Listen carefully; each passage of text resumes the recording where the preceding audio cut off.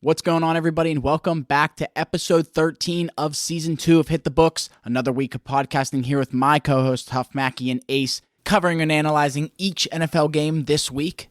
This week is no different except for the fact we're going to cover some World Cup soccer.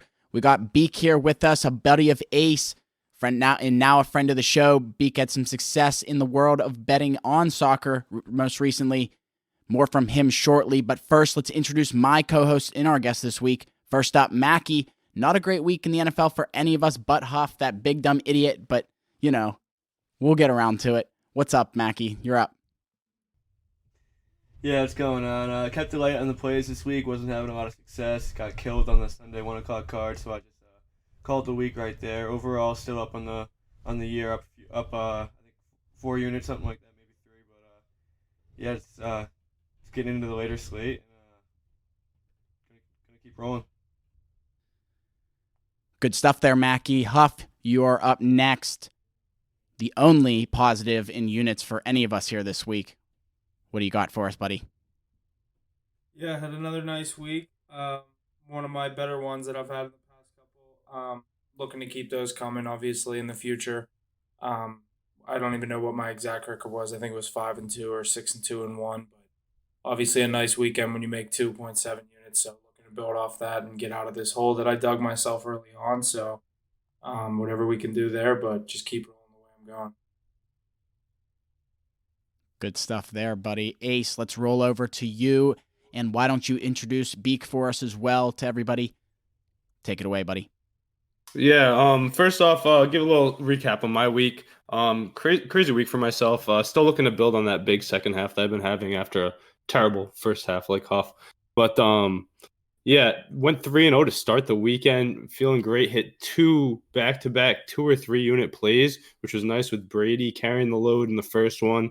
And then the second one, Saquon getting in against that brutal Texans defense. Really got smoked in the 4 o'clock and 8 o'clock games, though. Lost everything I made. Tried to double up quick. Was up 6 units at 3-0. Ended up just under negative half a unit about. So really no movement or anything. But yeah, okay week. And I stayed away from those weird games in the prime time, like Mackie said. Monday Night Football, Commanders beating the Eagles. Who saw that coming? I think some of us did, actually. But yeah, no, ready to roll on another week. I got my boy Beek here. Some nice things about him. If you've seen my plays lately, some of them have been hitting, some have been not. A lot of up and down in football, but really carrying my bankroll is Beek with these soccer plays. I believe it was Champions League where we really did some damage. I think he was like 11 for his last 11 or something like that to close out the run. But yeah, happy to have him here to talk some World Cup, and he's got a lot of sports knowledge. Another WVU guy right here. Probably biggest WVU guy on the pod, I'd say, if I had to guess myself. But yeah, Beek, why don't you come on, introduce yourself? Yeah, of course. Thank you guys for having me. It's an honor. Yeah, I've been having good success with soccer this year, especially Champions League. This past weekend, Premier League, not so much. Man City losing an unexpected game to Brentford. That kind of killed my pocket, but overall, pretty good. Really looking forward to the World Cup. It's going to be fucking awesome. It's a little bit weird that it's in Qatar. It's in winter, but hey, let's fucking go. Good stuff, Beek. I'm really excited to have you on. I'm excited to hear about some soccer because I myself am not an avid bettor of soccer, I'd say. I guess I maybe understand soccer, but not as much as maybe I don't. That's a lie. You want to score goals, soccer. Jesse. Goals. I like goals. Yeah, goals are fun. Beek, you already gave us a good overview of how you did in the champion, like you said. All right, and let's roll right into the soccer with Beek. Ace, take it away. You got a good thing going. What's happening? Yeah, so like you said, Jesse, earlier, a lot of us really understand the game of soccer, we think, but not as much as the avid fan really does. So it really gets interesting when it comes to a big stage like the World Cup that's on at every bar, every restaurant, every home. Everyday people like us that are just the average sports bettor on football, a little bit of hockey, baseball, basketball. But when you start getting outside of those 4 main American sports, it's tough to really get into those bets. So that's why it's great to have Beek on with us today. I know he has a lot loaded up on the plate, and he can really help us look into some of those lines that we really want to be looking at and who we're going to be tailing for this whole World Cup stage. As we know, everybody wants to throw a little bit of dough on this. Beek, what do you got for us today? Yeah, I mean it's the biggest stage of them all. It's the biggest tournament of like in the world. Yeah, it's a weird sport to follow because everything's in European time, everything's pushed back a little bit. So like my Saturdays, I have to wake up at 7:30 to watch the games, and most people are, hungover on Saturdays and they don't care about soccer. They don't want to watch people kick the ball around. But I love it. I mean, I grew up watching soccer, grew up playing soccer, runs through the family. Yeah, I Yeah, I can't disagree with you. I feel like everybody feels that vibe when the World Cup, especially when Team USA, you really see it more with the woman. But when they really catch that vibe, the whole country really backs when we rally around that soccer team. But this is pretty interesting here because normally the players we were talking about before, people are on there. How do they even classify those teams? They're club teams, I guess you'd say. yes, club teams. Yeah, so we're really looking at the club teams where you did work, but now it's a whole different slate to look at. We have the World Cup stage. So you have some of the notes you were talking about you had that were broken out. What did you say? You had groups and stages. If you could explain that a little bit. Yeah, of course. So, how the World Cup works? So it's eight groups consisting of four teams. They play each other all once, and so if you win a game, you get 3 points. A draw, both teams get 1 point, and if you lose, you get 0 points. And of course, the top two teams move on to the round of 16. So that's how that works. But yeah, you want me to do a little rundown on each group and what I think for them, or? Yeah, Yeah, let's yeah, do it. Yeah, of definitely. course. All right. So, So we got Group A. We got the Netherlands, which is my country. I'm very Dutch. We got Qatar, the host nation, Senegal, and Ecuador. Um, for me, I think Netherlands should be able to get through this group. They have a very strong defense. They have players in all across the big four, big five, I guess. I don't really count France, but um, they have Yeah, quality all over the field. They should be able to get through this group. And then the other three teams, Qatar, Senegal, Ecuador, it's a very it could go either way. Senegal is a very sneaky team. They have one of the best players in the world, Sadio Mane. But we're not sure about him. I know he's missing the first game against the Netherlands, which is huge. He kind of carries this. He carries the team. They have quality in the back as well. So they're a sneaky team. If Sadio Mane could stay healthy, I can see them progressing pretty far. Then there's Ecuador, very young team. They gave Brazil trouble in the qualifiers, so you could always you got to look out for them. You never know what's going to happen. It's a crazy tournament. Anything could happen, which is where I get to the point of Qatar, who are I believe they're the worst team in the tournament, lowest ranking, lowest FIFA ranking, but home field advantage is huge, especially in that country. It's going to be 100, degrees there. All their players play in the Qatar League. So they've been actually like practicing as a team for a month now, I believe, while the other teams have been out in Europe playing and they have not been practicing. They're not team chemistry isn't quite there. They're a little banged up. It's a big time of the year for them. Um, so I could see Qatar kind of sneaking through, especially in their first game against Ecuador, which is a very winnable game for them. If they could get that first win, they could go through. But overall, my uh my standings for Group A, I have Netherlands first. I do have Qatar second. I think they'll sneak through with that first win. I think they'll have trouble against the Netherlands, but I think they'll get it done against Senegal. It'll be a close game. Third, I have Senegal, and then fourth, Ecuador. So that's Group So, A. so you're saying for Group A, if betting favorite, the only safe play really is Netherlands coming out of that group. Yeah, it would be Netherlands, but their odds are like they're minus like Yeah, 1,000 to get they're through. crazy. So yeah, Yeah. I'm So not sure if it is to everything top the else is group. up in the air. What was that? With Sorry. everything else is up in the air. It seems like with Qatar at home, you see that in a lot of other sports. Home field advantage really a huge thing. So they might have decent odds to look at, especially coming in as a low ranked seed. You're saying? Yeah, so they are currently plus. Let me take a look. They're plus 350 to qualify, which I love those odds. Like I said, they're not the best team, but 2018 Russia was the worst ranked team, and they made it through their group. Their group was a little bit weaker, but they made it through their group, and they ended up going to the quarterfinals. So you never know with this tournament. You gotta get hot at the right time. It's like the NCAA tournament. Get hot at the right time. You never know what's gonna happen. Yeah, that makes sense. What do you got for the next group? Yeah, Group B here: England, USA, Wales, and Iran. What do you think coming out of here? Yeah, so we got our host, or not the host of the tournament, but our country, USA. Very exciting for us. We missed out in 2018, which was devastating, especially for me. That's one of the worst losses I've ever had to deal with.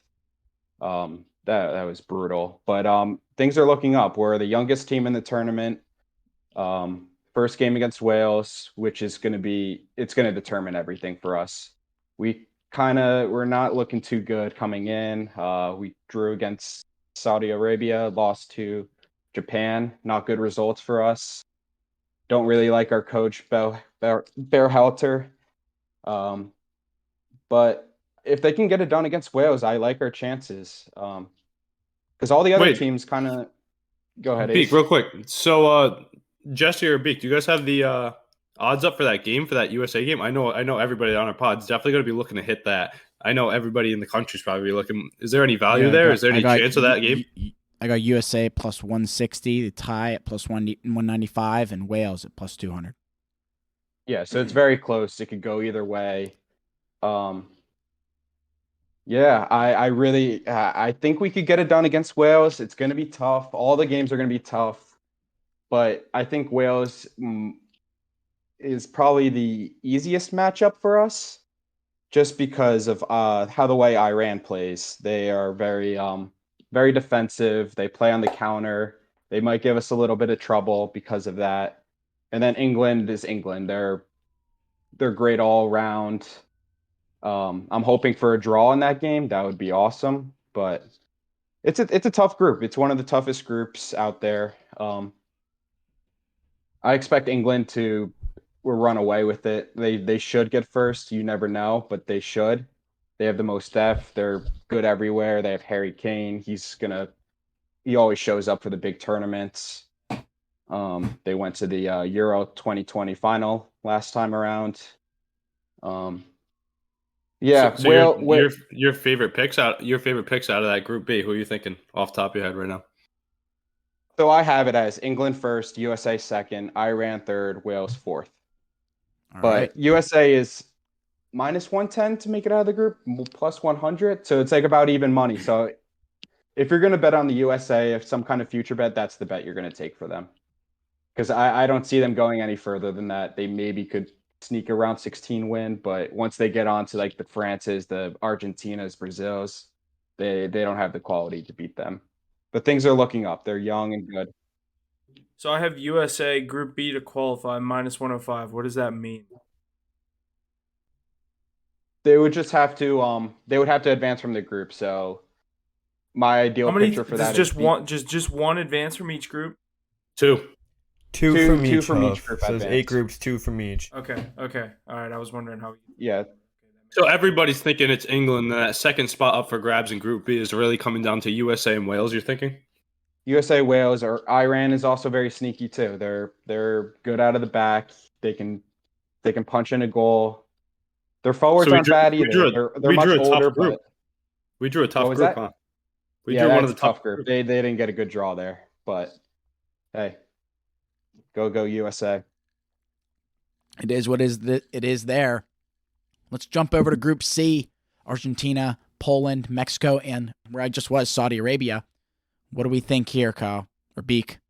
So Argentina, it's Messi's last ride. He already said this is going to be his last World Cup.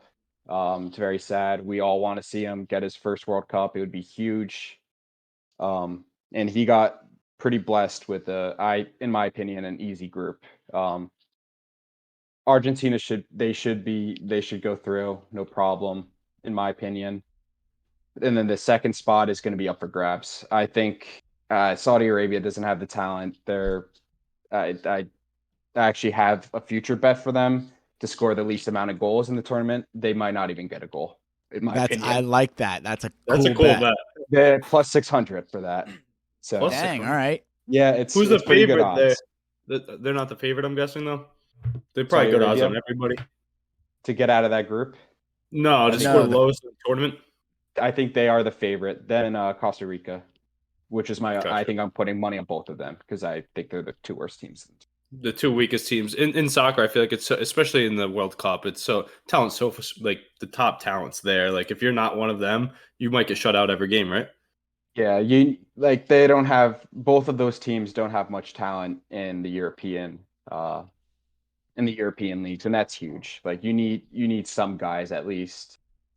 It's so different compared to like our league, MLS, and the European League. There's a huge difference.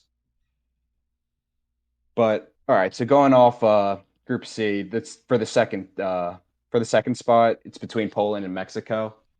I don't like either of these teams, to be honest. I'm a little bit biased because it's Mexico, but they haven't looked good. They didn't look good in qualifiers.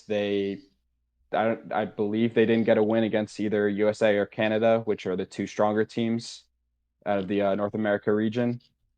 They have decent players up top. They play possession ball, which is not what they used to do, and it just hasn't been working for them.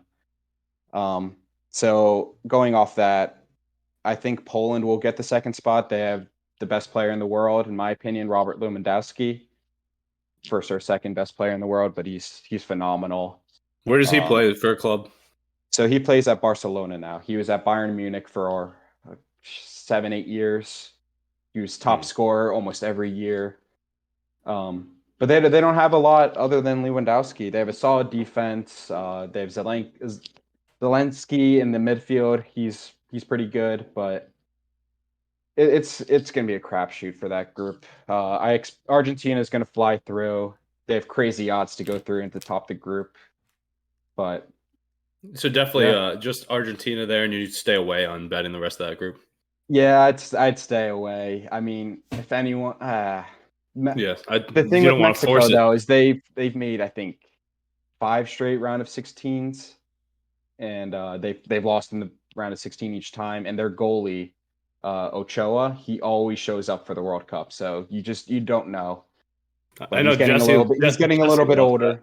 I know Jesse loves that with the trend there. 5 straight qualifications out of their rounds. That's huge. That's pretty good. Crazy stat. Let's see do you have any trends for that last group there? Group D? Group D. Okay, so we got Denmark, France, Australia, and Tunisia? Is that how you pronounce it? I believe that's correct. Tunisia? I should know this. I don't know how to say that. Anyways, yeah, so this is an interesting fact. France, they're the 2018 winners. So let me go off this. 2014, Germany won. 2018, Germany lost in the group stage. 2010, Spain won the World Cup. 2014, Spain lost in the group stage. 2006, Italy won the World Cup. 2010, Italy lost in the group stage. I don't know if that trend's going to continue. France is a very strong team. Hard to bet against them, but I'd watch out for that just because it's a crazy trend. Like that's crazy. Especially some of the groups those teams were put in, they should easily make it through, and they didn't. I don't know. It's a weird trend, but I do have France going through. They're too good. They're Mbappe, Benzema. They're loaded everywhere. They should have no problem going through. I really like that trend. What would be the odds on them not making the? I actually didn't. What is it? I didn't look that up. I'm not sure. It's got to be. You got to have pretty good odds on that. I would guess like in the plus like 600 range, maybe. If someone could look that up, that'd be awesome. Something. But that's it's a weird trend. That's something I would take. What can blind. we take? I would just take that blind. Can someone tell me exactly what that bet would be? So it would be France not making it out of the group stage. Not. And what was the trend there, Beek, you had? Because they won prior. So the last 3 World Cup winners in the next World Cup tournament, they didn't get out of the group stage. So it's the World Cup hangover. Yeah, World Cup hangover, exactly. 4-year hangover. It's a long hangover. Group stage or round of 16? Sorry? Group stage. They don't make the group stage. Plus 850. Or they get out of the group stage, pardon me. Plus 850. France, stage of elimination, group stage, plus 850. Wow. Oh, I'm throwing It's on worth a that. little I am sprinkle, I'd say. absolutely I might throwing on sprinkle a little that. bit on it.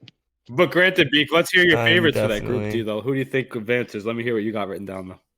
Okay, so I have France winning that group. They should get it done. I mean, but my sleeper team for the tournament is Denmark. They made it to the semifinals in the Euros last year. They are a good team. They play as a unit, and that's what you want to see. They've been playing well in qualifiers, the World Cup qualifiers. They got Christian Eriksen back, who I don't know if you guys remember this last Euros last year. He collapsed on the field. Um, it was Yeah, yeah. crazy. But he's been playing well this year for Manchester United. Got a transfer over there. He's been killing it there so far. I'm expecting big things. I think they're going to play for. I mean, Ericsson's going to be there, but they're going to be extra motivated because they also should have been in the final. I thought last year in the Euros. Kind What of you a so you're bet. saying? What's the odds? What's the odds on that one? If you're thinking that's a sleeper, So let me see if I put that one down. I actually have them to reach the semifinals at plus 400. Also reach the quarterfinals at plus 150. They should be. They should have pretty good odds to get out of the group. I think it's like minus 250. I want to say.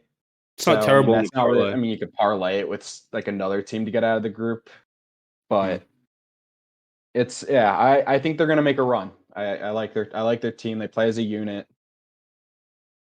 That being said, so let's get into this then. There's two things I want to touch on before you have to head off. But so if you would give me a long shot bet to win the whole thing, you can give me two if you need to. Who would that be, and what are the odds looking at there? So for the World Cup, you can't really take those long shots. You can't take like the USA's. They just don't have the quality. It's never happened before. I think only 7 teams. Correct me if I'm wrong. Only 7 teams have won the World Cup in general. So it's like a very limited bunch. But I actually did write down two that are like plus 1,000, which are they're still kind of favorites. But Germany plus 1,000 and Portugal plus 1,600. So, see, I even know some of the guys that play on that team, so I wouldn't feel bad tailing something like that. And at plus 1,000 odds with a heavy favorite like that, it's honestly something great to follow the whole time, so you don't have to bet every game.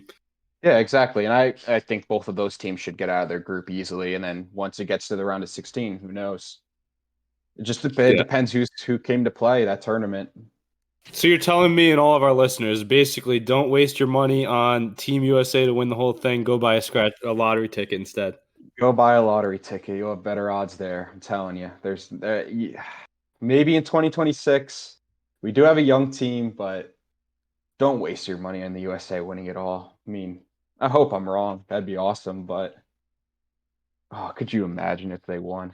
Be a I'm just freaking hoping they party. can win a couple of games or even especially get out of that group stage. That'd be ideal to me. Yeah, if they get out of the group stage, I'm happy. If they win in the round of 16, win a game there, that's double the win. But yeah, don't have high expectations. It's a tough tournament.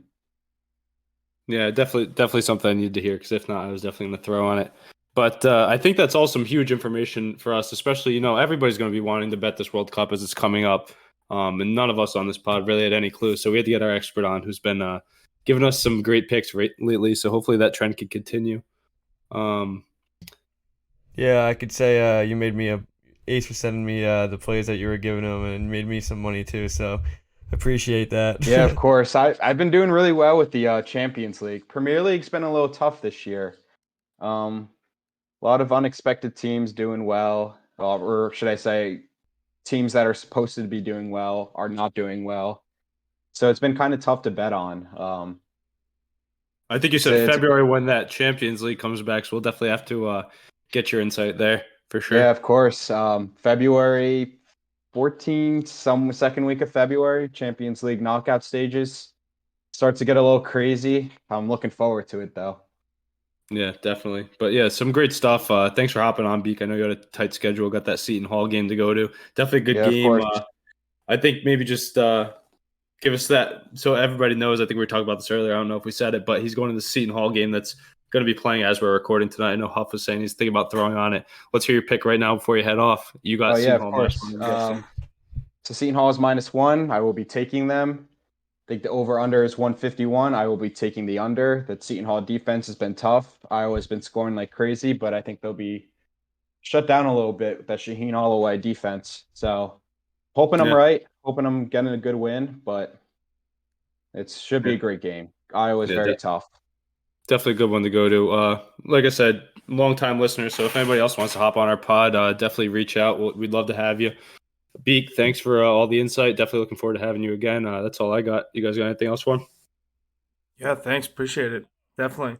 Yeah, very excited to have you on. We're going to have you on again. Thanks for coming on, dude. To get some picks or figure out a way to incorporate your picks so we can get in on the action. That's all I got for you. Actually had one more future bet, if you don't mind me adding to it, because I think this is a very, very good one. So this is actually my favorite bet. I really wanted to get to this one. Julian Alvarez, top scorer for Argentina, plus 1,200. He's been scoring like crazy in the qualifiers. He scored again today against Saudi Arabia in a friendly, but put money on that. I think it's fantastic odds. I think Messi's crazy like odds. Messi's like -110. I think everyone's just going with Messi because it's his last World Cup.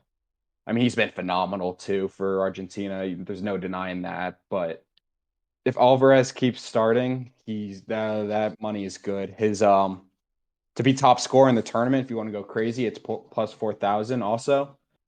Dang. I love those odds. Those are some good sprinkles. I like that plus 1,200. I might have to actually throw that in. You definitely better send us that one so we can put it on the card. Oh yeah, of course. I'll send you guys everything I'm taking. I got too many futures. I was gonna boy. say I got kind of lost, and plus I don't really know who any of these people are, most of them, but obviously I know the big. But yeah. So wait, the one thing I did want to say, you don't think France plus 600 to win it all is any value there? Oh, there's definitely value there.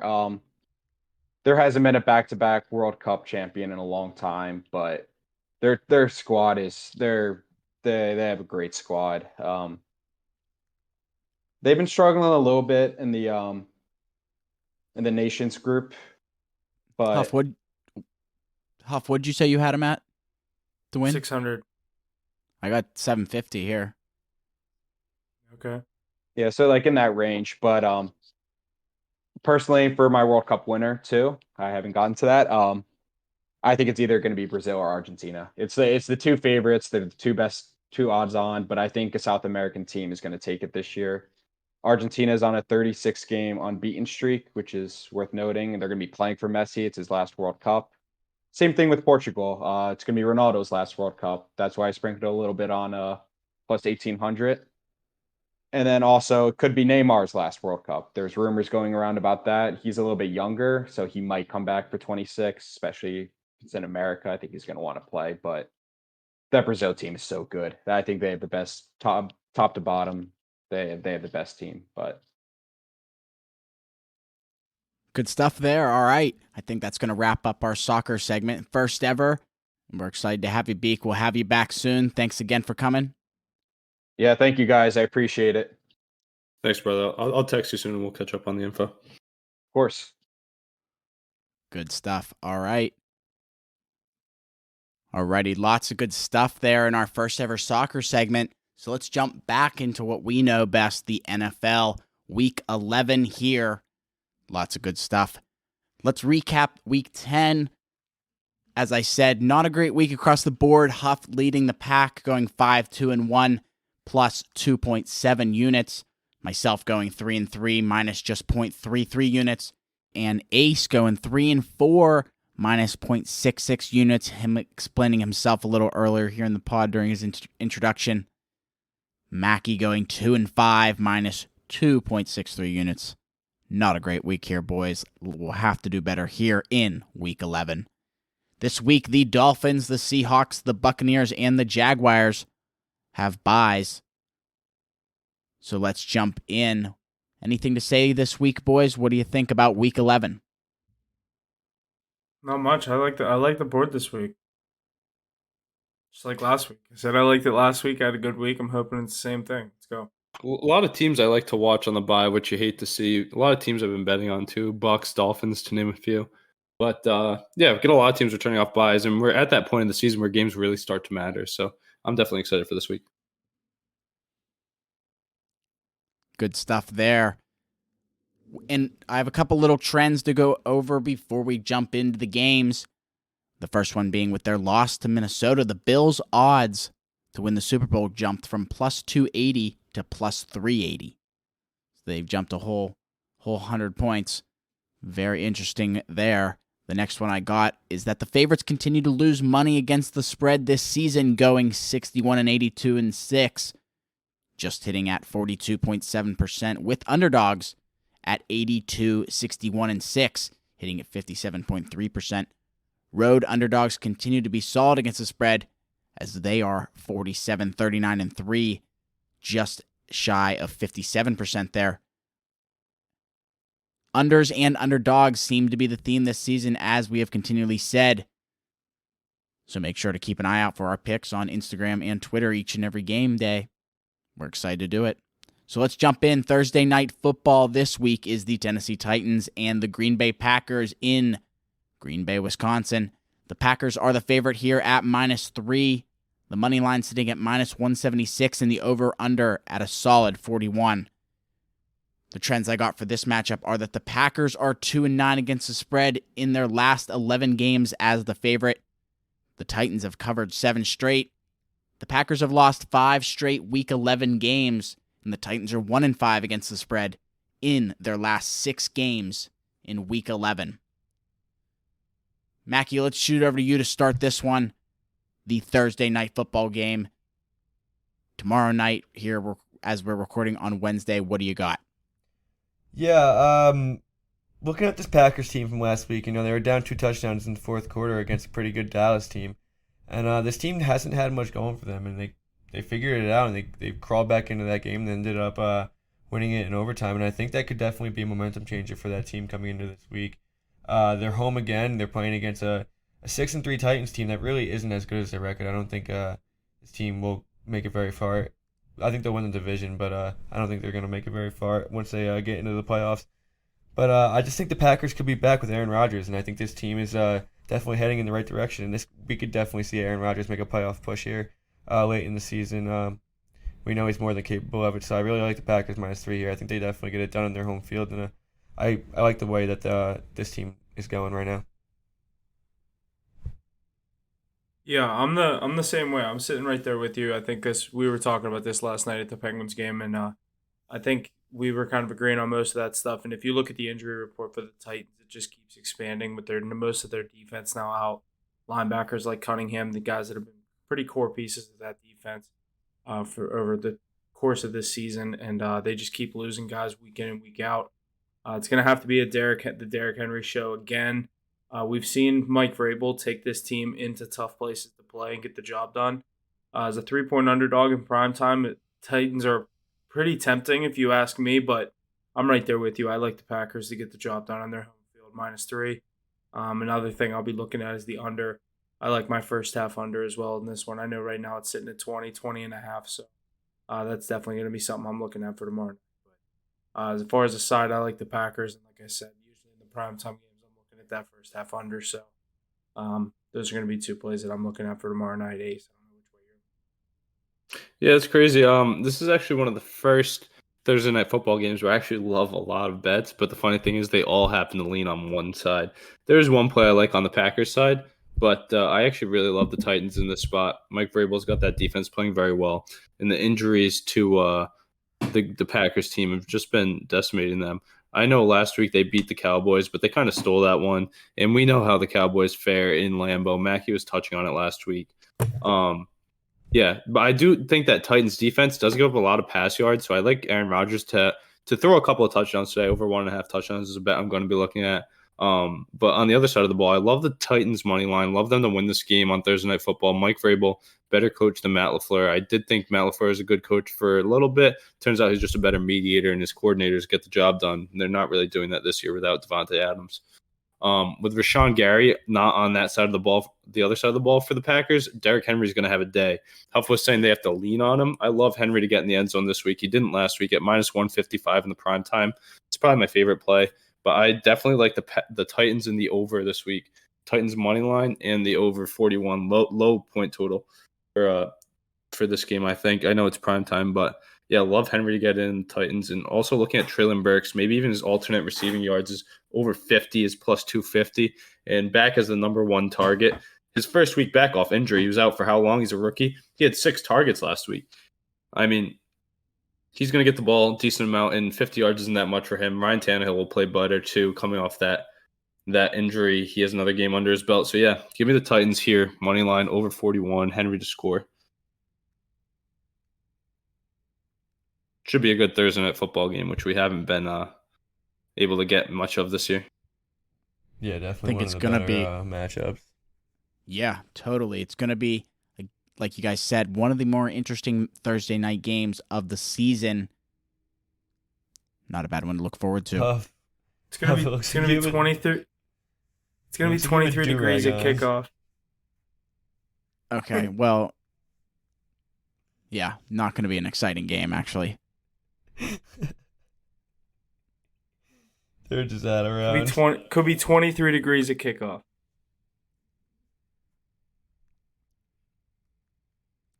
Green Bay. Yeah, no way. The Titans ain't walking in there and playing well. I mean, they're going to have to run the ball. That's what they're good at, so we'll see. Yeah, I think Derrick Henry has a day. No Rashawn Gary?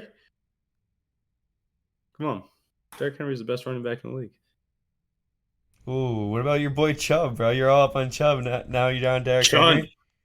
Yeah, no, Chubb could be, but he just has to split the backfield. Yeah. Not even split. Even if it's a 70-30, like Derrick Henry gets like 95% of the touches. Alrighty, good stuff there out of the Thursday night game. Let's jump into our Sunday slate. No early game this week, just the 1 o'clock games. The Carolina Panthers at the Baltimore Ravens are starting us off. Coming in at our biggest spread of the week, the Ravens coming in as the favorite at minus 13. Their money line sitting at minus 720, and the over-under sitting at 41.5. The only trend I got here is that the over is a perfect 9-0 in the last 9 Panthers games after a bye. But what is the weather going to be in Baltimore?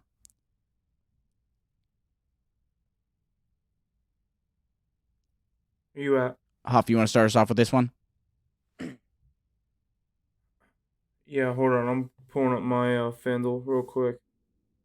Yeah, so a 13-point spread in a game like this, obviously the Ravens are coming home. The Ravens are coming off a bye, correct, too, as well? Yeah, I mean, I usually love teams coming home off a bye. Panthers are also a team coming off a bye, correct? You just said that? Yes. So, no, they're not, Ace? No? Nope. They just played on Thursday Night Football against the Falcons. Yeah, correct. So mini bye for the Panthers. They get the 10-day break, but I don't know. This is a tough spread here. I didn't really look too much into this game. I like the Ravens. I hate the minus 13, and I'm not going to lower it. So one thing I'd be looking at in this game is maybe like a team total for the Ravens to get back on track over in there. That's weird you said that. I'm really looking at that right now. I just pulled it up, but it's so high. Theirs is 27.5. I don't like that. No, that's a lot. I don't really have too much I like about this game. I know I said I like the board this week. This is one of the ones that I kind of glanced right over. I mean, they have a good line set everywhere. It's just 2 out-of-conference teams at a 13-point spread. Like, it's just a game that you don't want to really touch. I mean, in the NFL this year, it's shown if it's more than a 10-point spread, just take the underdog. It's hit. Who's even? That's what I was gonna say. It's PJ Walker. I'm sick of this guy playing football, dude. Like, what is going on? He's winning games. They're 3-7. They won one Thursday night football game after playing the Falcons 2 weeks before and losing in overtime. Of course, you're gonna win that game. Should have beaten the Falcons twice, though. No. I mean, yeah, I guess you could say that. He beat the Buccaneers too. Dude, they're 3-7. Like, what do you? I don't know what you're trying to justify about that. No, I don't think he's any good at all. I'm saying, what's PJ Walker's record though? He's like what, 2-2? No shot. No way. Yeah. Was his first game the Bucks? Yeah, and he won. His first game he started. He came in at like the end of the game where did Baker get pulled or hurt? Yeah, I just don't Probably think I probably don't threw two understand. picks. I don't understand how you could like. He's not doing anything good. Like he's not doing anything that better than what Baker did, in my opinion. They're in the hunt. No, I agree. He's definitely not a good quarterback, but they've been winning games. I see Dude, the their Panthers theory are one of with the it. worst teams in the league, in my opinion. You know why I think they like him at quarterback? Honestly, I said this at the beginning of the year too. Remember when we were all like so high on the Panthers in the offseason? I think everybody was. That defense is really good. So I think they're trying to play the narrative of if PJ Walker's playing, we're running the ball like 90%, 70 to 90% of the time. Like Baker Mayfield turns the ball over. Sam Darnold turns the ball over. If PJ Walker's in, they're putting it in Donta Foreman's chest. And he was the player of the game last week on Thursday Night Football. He's ran for over 100 yards ever since he's been taking over for McCaffrey. So that's their theory, my guess. Yeah, I don't know. I don't think he's the better option in this Yeah, scenario. but You're also 13 paying points for. is just a lot. 13 points. Panthers defense is so good. I think Brian Burns leading the way. He should have a good day against that running defense. And the Ravens have been weird this year. I think they're a really good team still. They should win the game, but 13's a lot. After looking at the plays, I don't see much. I can't even take a rushing prop really because I'm afraid of that defense. I think you're overrating that defense a little. I mean, that defense just gave up 42 points to Joe Burrow and 37 the week before to Marcus Mariota. I mean, I was watching that the first Panthers Falcons game, the one that they lost, and I mean that defense just got picked apart by easy like slants across the middle. I mean, they just weren't even That's what I'm saying. weren't even making tackles. Well, I don't think that I mean, they might be a little above average. They might look good on paper, but I don't know if they're that good there to carry that team. I agree with you. They're not a good defense, but you just said it best. I said when I look at the Ravens and I look at props, I only look at rushing props because they don't throw the ball. So you just said they're beating them with easy slants and crossers, but that Panthers run defense is really good. So I don't know what player I go with. Maybe a Mark Andrews play, but he's coming off of an injury. But you can't trust the Ravens. You can't trust the Ravens passing game. You really can't. So I don't see a prop in that game. I do think the Panthers rushing defense is above average though. That's why I'm staying away from a Lamar Drake touchdown or yard prop. Like Huff said, if you're going to bet this game, might as well blindly take 13 points because it's a ton of points. Yeah, definitely. I'm definitely not going to be betting on this game, though. But to contradict myself too, Mac, you just said they give up 42 to the Bengals. So, like, stay away from this game, I'd say. Yeah.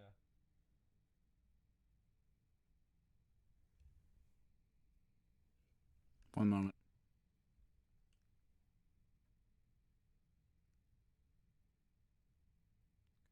I had to make a note to fix this. Alrighty, good stuff there out of our first 1 o'clock game. The next one up is the Cleveland Browns at the Buffalo Bills. Going to be an interesting one here in Buffalo as they're the favorite at -7.5. Their money line at -360 in the over-under at 41.5. The trends I got here are that the Browns are 0-4 against the spread in their last 4 games played on turf. And Buffalo is 10-2-2 against the spread in their last 14 versus teams with a losing record. So what do we think is going to happen in this one? Huff, are they projecting a lot of snow in Buffalo? Yeah, I just Googled it again, actually, and if you Google it right now, it says lake effect snow warning for Western New York from starting tomorrow up until 1 p.m. Eastern Time Sunday. Could be up to 3 feet of snow for kickoff in Buffalo Sunday. Obviously, when you hear that in a weather game, obviously everyone looks the over-under. This one, I know last night me and Mackie were talking about it at 43.5. I woke up this morning and saw 42.5. Me and Jesse took it at 42.5. It's now sitting 41.5. So this is just going to keep dropping until Sunday.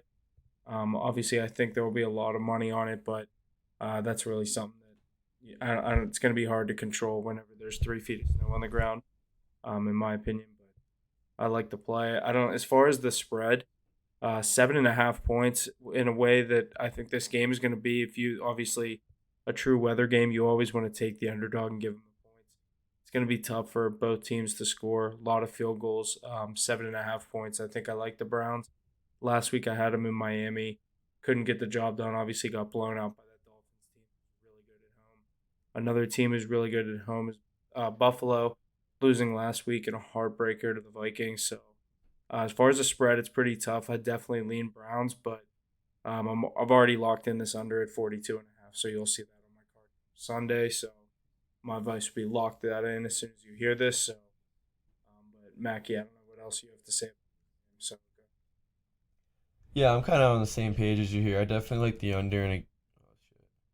My bad, I was muted. But yeah, I'm definitely on the same page as you. I definitely like the under if there's gonna be. I saw 3 to 6 feet of snow possibly, so that's absolutely ridiculous. So yeah, a lot of ground and pound in this game. The clock's gonna be running a lot. Teams aren't gonna be really getting anything going offensively. It's gonna be a really dirty game, I think. So definitely like the under. You also hit the nail right on the head right there with the +8. I mean, you definitely want to take the points rather than give them in a game like this. So I'm leaning Browns +8. I like the under. It's gonna be a good game to watch. It's definitely gonna be one of the more entertaining games. It's gonna be a lot of things, a lot of fumbles, a lot of interceptions, things like that. It's gonna be entertaining. So it should be a good game to watch. Old school football. Yeah, these are some of my favorite games to watch. Honestly, I love the old school football type games where you see people dashing through the snow for like an 80-yard touchdown on a broken play. But we're not going to see Josh Allen slinging the rock here. It's probably the best case for them, honestly, is the snow coming because they can hide the fact that he's injured and making poor decisions lately. But I love Nick Chubb this game. He's going to chunt. I texted you guys that today when I saw the snow report. But both him and Hunt are going to eat. They're going to pound the rock all day long. And I think Chubb's total carries is something I'll look at, and Chubb to get in the end zone, definitely. I just think that this is a great spot for him. I don't know what side I'm leaning on, who to win the game. Probably the Bills at home, but they've been playing sus lately. Not really touching that. I'll take Nick Chubb and possibly both of Chunt to get in the end zone this week, as they're going to get the rock a lot, like you both alluded to. Maybe a Huff play here. Actually, he's done it on some lesser QBs. I know Josh Allen's one, but probably not great lines. But might as well check now before they lower him as an under on a passing yardage prop. I might look at the first half under as well for this game. Definitely could start slow. If it's going to be broken plays for touchdowns if this is the case. Yeah, it's going to be like First the half. Buffalo. It's going to be like the Bills Patriots game last year when no one scored a touchdown until Damian Harris broke one for like 62 yards. Yeah, I think Nick Chubb can do that. First half total sitting at 20.5, under being +105. Lock that in right now too. Lots of good stuff there for that 1:00 game. The Browns the Browns +7.5 seems to be the way to go. I also agree. Next 1:00 game is the Philadelphia Eagles at the Indianapolis Colts. The Eagles, the favorite in this matchup at 6.5 points. Their money line at -295, and the over/under sitting at 43.5. The trends I got for this matchup are that the Eagles are 4-1 against the spread in their last 5 meetings against the Colts, and the over is 21-8 in the last 29 Eagles games played on field turf, which is the turf that they can bring in and out of a stadium. Interesting trend there. I don't know where I found that second one, actually, but what do we think here, boys? Mackie, you want to start us off? Eagles and Colts, 1:00. Yeah, Eagles coming off a tough loss to a divisional opponent in the Commanders. They were 11-point favorites and ended up losing outright on Monday Night Football. So first loss of the season, looking at 8-1. This team is still very elite. I mean, I know everyone talks about their strength of schedule and how it's very weak, but I mean, Jalen Hurts playing one of the best quarterbacks in the season this year, and I think that's not an understatement or an overstatement. I think he really is, and if you watch his games, he's placing balls that not many quarterbacks in the league are doing right now. So working off that, they get to play in a dome. What is it? A dome where it's just inside in Indianapolis. So he'll be on his A game. I think the Eagles want revenge, or not revenge, but they want to bounce back after tough loss, and I think they're still one of the best teams in the league, and I think that they'll pick that defense apart, and I think they'll cover 6.5 points. Yeah, it's only a touchdown. I think they can run away with this game, so I think I like the Eagles minus 6.5. 6.5 is a lot of points, especially on the road going in against that defense. I know they haven't been great all year, but Jonathan Taylor really returned to his true form last week. I'd like to think he gets in the end zone again this week. I do think the Eagles rebound here. I don't see them starting a skid to halt them back from that nice start they had. But at the same time, I don't know that Colts defense and the way they're playing. They got Jeff Saturday there. Come on, but yeah, 6.5 too many points for me. Don't know which side I'm leaning really. Good value on the Colts money line at home, but really the only play I love is Jonathan Taylor. I don't know. What do you guys think? Well, you've said your spot, but what do you think about Jonathan Taylor? I mean, yeah, he's still one of the best running backs in the game. He's having a down year. Definitely not playing up to the potential that everyone thought he was going to play. But I don't know. I just don't think the Colts offense gets a lot going this week. Matt Ryan came in last week. He had a good game.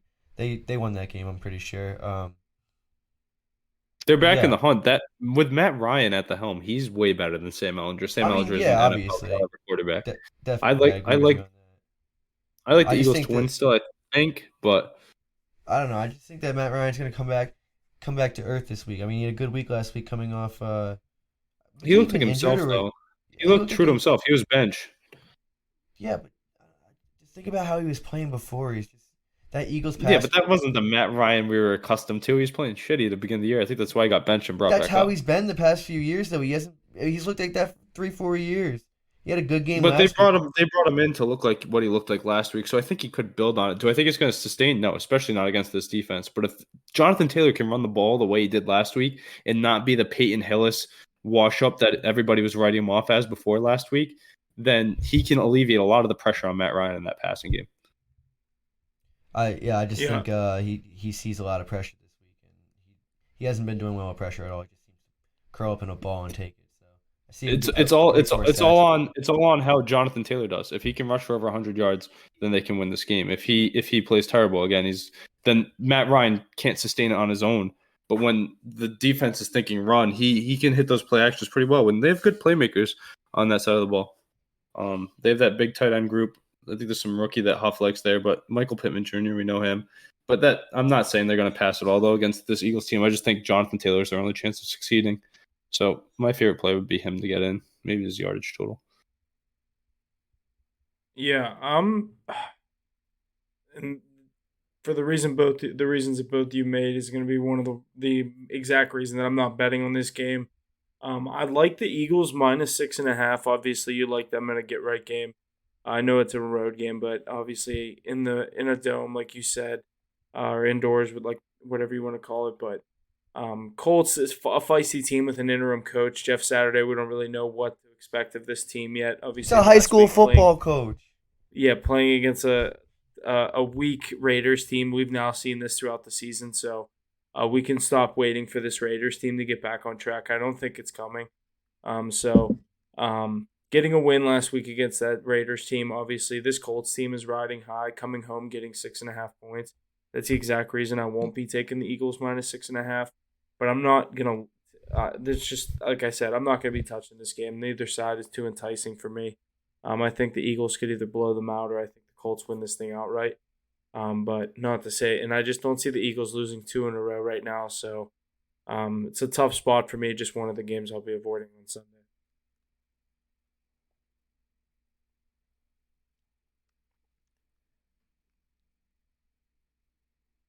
Definitely an interesting one there.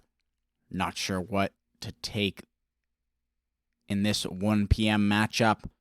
So let's jump over to our next one, the New York Jets at the New England Patriots. Aces Patriots coming into this week as the favorite at 3.5 points. Their money line sitting at minus 164, and the over-under sitting at 38.5. The trends I got going for this one are that the Pats have won 13 straight overall versus the Jets and 11 straight at home versus the Jets. The Jets are 5-1 against the spread in their last 6 games and 8-20 against the spread in their last 28 divisional games. So trends leaning in favor of both teams. But let's send it to Ace first. Ace, what are you thinking on this matchup? I think this is going to be a great matchup here. Two teams in the best division in football, both currently in playoff spots. So, very interesting game to say the least. Rivalry also, nonetheless. So we saw them a few weeks ago. The Patriots really handed it to the Jets on their home turf, taking advantage of an inexperienced Zach Wilson and Defensive Player of the Year candidate, leading sack getter, and Matthew Judon having his way like he's had against every team. So I really like the Patriots in this spot at home. 3.5 is not very many points. I know that Jets team was playing well, and they're going to come out hot, looking to avenge that loss. I know that AFC East teams tend to split when they match up, but Bill Belichick coming off of a bye week, preparing for a young quarterback, I think this defense is going to be ready to rock and roll. They've been doing it all year. One of the best units in the league. Mac Jones, I've read a lot of reports. Right, we all know everything that's been going on with him and Zappy and the organization, his injuries. Bye week couldn't have came at a better time for him. Sitting at 5-4, with a chance to get right back into that division lead almost, if he can get us to 6-4 and knock the Jets down one. So he really needed that bye week to come off of and get back to his former self, Pro Bowl caliber play that he portrayed last year. So yeah, I'm definitely taking the Patriots -3 this week. Love that at home. Great spot. I don't know how you guys are landing here. Yeah, I've been looking at this game for a while because this is definitely a very big game for both of these teams in this situation. I really like the Patriots. I didn't realize that they played each other 2 weeks ago and the Patriots won, so that's a little scarier in my opinion. I'm just not sold on the Jets yet. I think the Patriots are definitely the better team all around. But Jets have proved me wrong multiple times. I don't know. This Patriots defense gonna get to Zach Wilson. Definitely gonna make him make some bad decisions. It's more of a toss up. I don't see a lot of points scored. Definitely like the under. I know it's low, sitting at 38, or it's already sitting at 38. But I'm definitely leaning Patriots here. Sitting at 3. I don't know if I like the points here. Definitely a really close game, but I'll go Patriots money line. Yeah, I'm right there with you guys. I like the under. I was looking at that. I was wondering why it was so low. The 38 or whatever, 38, 38 and a half, whatever you have it at. But these two teams, I feel like anytime they play each other, divisional matchup. My usual with divisional matchups is I'm going to take the points instead of keep the points instead of take them, like you said, Mackie. I don't hate the Jets +3.5 here. I think they could lose the game, but cover this spread. I think this could be a field goal game off of Nick Folk's leg. But this Jets team has just been hanging in games all year. But this is another game. I probably won't be carding it, but I usually like the underdogs in divisional matchups, and I think the Jets will be able to this pesky Jets team can hang around. But I do think the Patriots win the game. I just think this is a true cover, but the Patriots. Definitely going to be a great one for sure here. Excited for this. Heck yeah, I think 3.5 is an interesting number for this game. Can the Patriots pull off 3.5? We will see on Sunday. This next game, the Washington Commanders at the Houston Texans. The Commanders the favorite in this matchup at 3.5 points after coming off a big win against the Eagles last week. Their money line at -164 in the over-under at 40.5. No trends from me out of this one. Huff, you want to get us rolling? What do you think? Commanders and Texans. Yeah, this Commanders team at home, or coming to Houston, who's going to be at home on this one. Washington's getting a lot of money here, and I don't think this Texans team is that bad. And still, they keep dropping games, and to get 3.5 points on their home field, I think this Commanders team is better than most people have expected over the past couple of weeks. As we saw them beat the Eagles on Monday Night Football. But another spot, I don't hate the Texans here, +3.5 on their home field. I think a big game from Damian Pierce, big game from Davis Mills. I like Derek Stingley on the defense for them. There's a couple guys around the field in Houston that are pretty good. They have a nice little team. Like we've been talking about them all year, waiting for them to pop off as one of the younger teams in the NFL. But I like the Texans here. Yeah, I see. I definitely see where you're coming from here. Commanders sitting at 5-5. I don't think anybody really thinks that they're contenders in the situation. They are sitting in a playoff spot right now, like you said. NFC East team and AFC East team in a playoff spot, which is pretty cool. I don't think we've That's ever seen crazy. that. That's crazy. Yeah, really cool. Especially with that NFC East. I mean, worst division in football last year. Now statistically the best. I know there's a few fluke teams in there, but still statistically the best.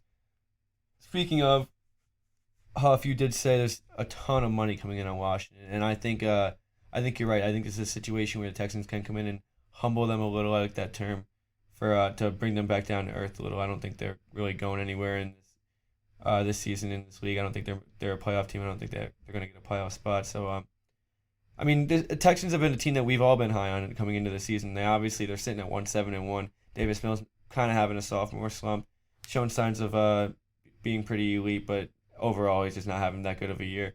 But I think it's a situation where they're sitting at home and they're playing against a team that's a little cocky right now, and I think they can really get the job done here. I think Dameon Pierce can definitely get the ground game going. I know Chase Young might be back, but so that might trip him up a little. But I think Dameon Pierce has a big game, and I think Texans find a way to get it done in this game, and Washington gets humbled a little. Do you like the plus 140 money line? Yeah, definitely. I wouldn't take the +3. I would definitely take the +140. This is an interesting game. I've been high on the Texans all year, but I haven't liked what they've been doing ever since they came out of their bye and trade deadline They've passed burnt and all of whatnot. us. Yeah, they haven't been that team lately. And the Commanders, I think they want to keep that trend going. They're riding high off of a win against the Philadelphia Eagles, who beat the Texans a few weeks ago. I think the Commanders can go into their house and take it too. Probably not going to see this on my card, but you're going to see this in a parlay off the books for a lot of people, and myself included. I like the Commanders here. I'll take 3 points by the half point, like I would do with the Patriots too. But Ace, yeah, just a heads up, there's 88% on the money line for Washington and a 3-point favorite. It's scary. That definitely does. That high. does change it up. That changes it a bit. I didn't see that, but that does. I'm not going to put this on my card, but if I lean and put in a light parlay, I'm leaning on the Commanders here. Probably staying away from this game, to be honest. But the Texans by no means are doing anybody a humbling. I think if there's a team to give out a humbling, it would be like the Buffalo Bills or something like that. The Houston Texans might squeak one out here, I think, but there's no way that I don't think the Commanders are a good football team. I mean, I don't think the Texans defense is god awful, I think. And that's where you win football games. Ray Lewis said it best in 2005, defense wins championships. So I'm staying away, but I'm leaning the Commanders if I had to take something. I mean, in my opinion, the Commanders just humbled the Eagles. Yeah, but that's divisional. Divisional games are different than Texans Commanders. Yeah, but the Texans are ass. Like, can you imagine them losing this game to the Texans? Yeah, but The Commanders did humble my them too. I opinion- don't think if you think the Texans win, you think they'd beat them by a lot? No, but Washington. No, but Washington won by 3 points loss. until a last second touchdown. Yeah, but I don't know. Washington, they can, as we've seen all year, they can lose to or beat anyone. I'm not taking a pick on the card on this, but I'd just be weary of that Texans money line. That team, that defense is terrible. If you watch them and you ever have money on them, every time you need them to get a stop, they don't. Yeah, but I do like Dameon Pierce. Frustrating. I do like Dameon Pierce to continue his Rookie of the Year bout. But yeah, I'm staying away from this game.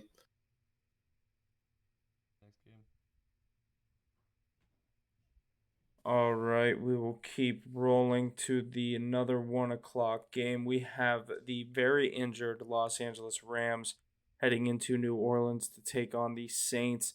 Saints coming in as a 3.5-point favorite, a -190 money line.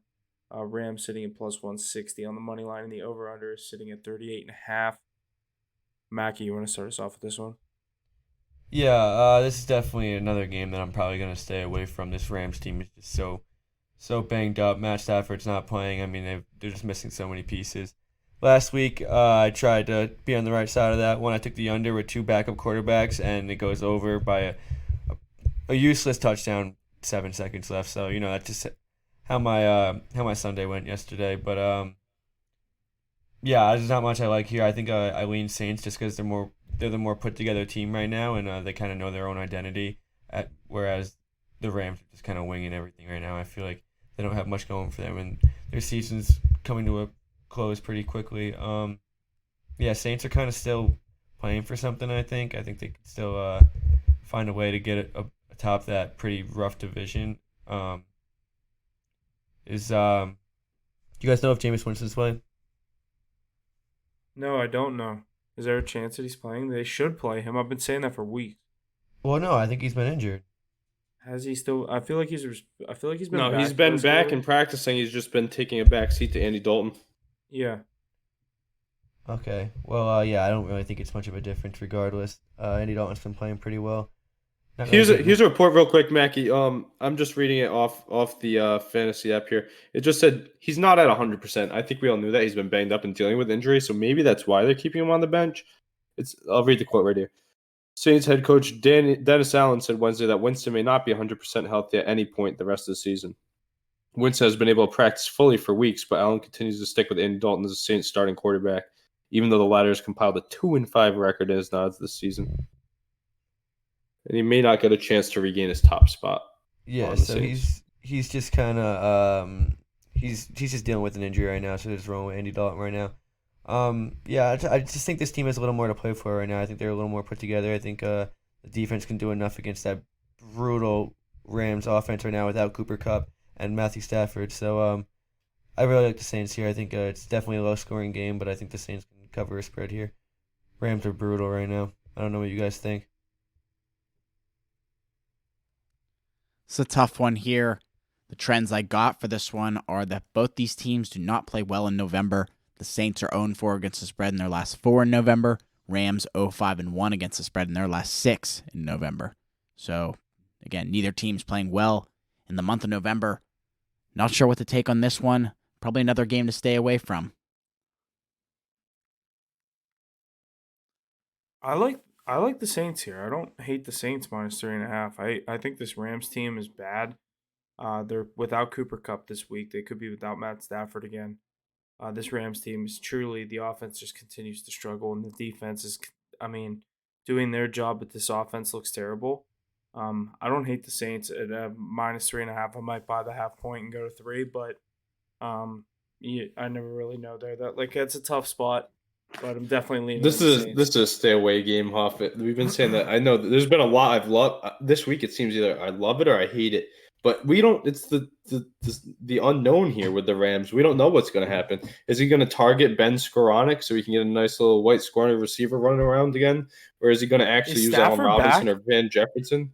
Yeah, he's back this week if he can clear protocol. Trends are pointing up. He was a questionable call last week, so he should be able to get in there this week. But two great defenses too. I know 38.5 is a lot, but my favorite play might be the under here. I do like that guy Skoranek. He probably has a low prop total. Personally, might not card this, but personally might be taking that. Yeah, Jarvis Landry is back too, so you should have a good day. But I like the under here. I don't see how many of these teams can get into the end zone against two elite defenses.